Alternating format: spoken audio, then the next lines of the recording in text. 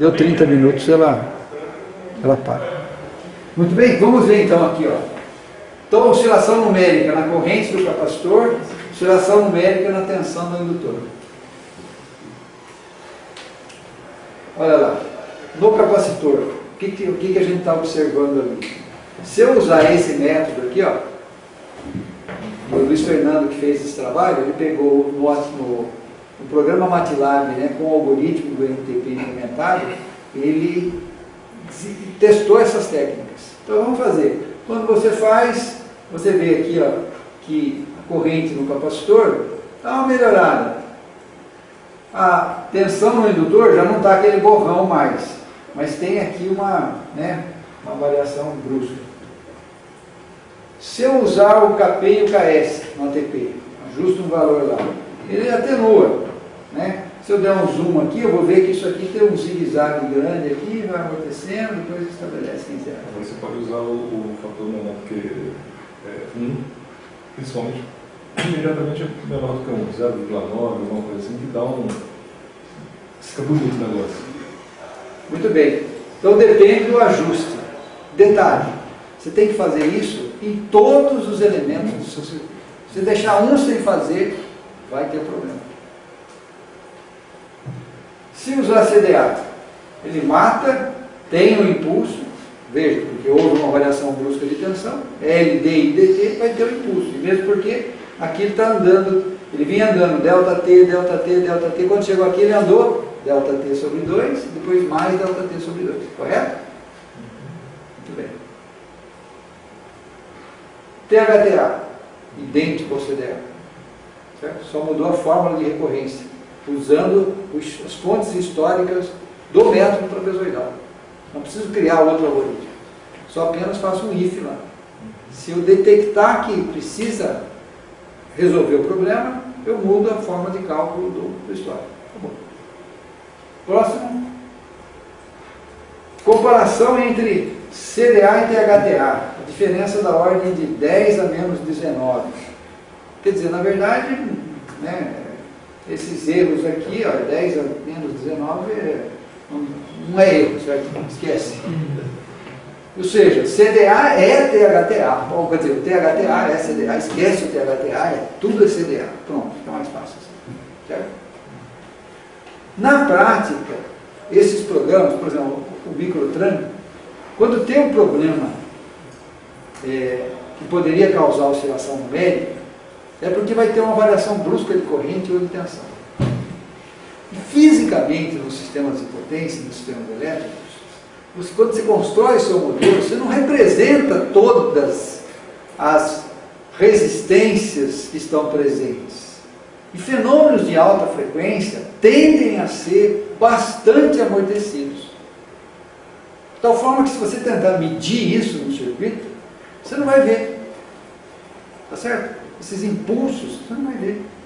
Porque ele é atenuado. Ou no arco elétrico dentro da câmara de abertura do disjuntor, aí a resistência varia e não deixa. E a corrente não é cortada assim, abruptamente.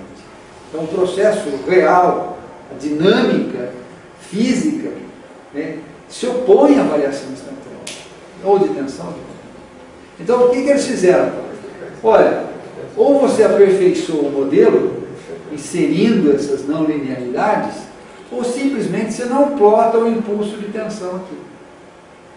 Então, como o programa está plotando a variável de ΔT em ΔT em ΔT, ele calcula em ΔT sobre 2, resolve, mas ele não armazena aquela variável. Tanto que se você pegar o microtrem e rodar, se você quiser ver, você põe uma opção lá, ele mostra para você. Está lá, ele guardou a variável. Mas no arquivo que vai para a plotagem, na opção normal do programa, ele não coloca aquela informação para plotar. Certo? Então, o desenho sai assim. Zerou. Veio para zero, vai embora. Até porque isso é mais coerente com uma questão física do que acontece em sistemas de potência do que a solução numérica. Está vendo? A engenharia entra nessas horas para você ver o que faz sentido e o que não faz sentido. Você está mexendo com computação, com erros, truncamento, aproximação, né? O método é uma aproximação. E o problema que surgiu é um problema numérico. Ele se resolveu com outra técnica numérica. Mas aquele modelo que você construiu, aquele desenho do circuito, ele não é fidedigno totalmente à realidade física. Então, fenômenos de alta frequência são altamente amortecidos. Então, você não vai ver isso daqui no seu sistema real. Você montar aquele circuitinho, ir na bancada, ir no protoboard e tentar causar isso. Você vai ver isso aqui, ó. Certo? Então, o que eles fazem? Não plotam. Se você quiser, você pode escolher uma opção lá, ele mostra para você. Ele calculou o impulso aqui. Mas a saída gráfica dele normalmente não plota aquele ΔT sobre 2, continua plotando o ΔT. Ou seja, se a solução sai daqui e vem para cá direto, ela não vai vir, subir e descer. Aquele pontinho que está aqui, ele não plota. Entendeu? Por isso, a gente então fez uma revisão, acredito eu, bastante clara do problema das oscilações numéricas. A gente fez uma análise comparativa entre diferentes técnicas. A gente viu que essa forma de implementar CDA é equivalente, né? E em qualquer problema de engenharia é importante a gente saber e ter assim um bom senso na definição do modelo e entender que o modelo é sempre uma simplificação da realidade. Se aquele modelo te dá uma resposta aceitável da realidade, então o programa que você está fazendo, a engenharia que está fazendo é útil, né? Mas a realidade é muito mais complexa. Aliás, a realidade é não linear. O mundo é não linear. A gente traz essas soluções para sistemas lineares porque é mais fácil de resolver. E por quê? Na grande maioria dos casos, as soluções são bastante razoáveis. Então, a gente utiliza.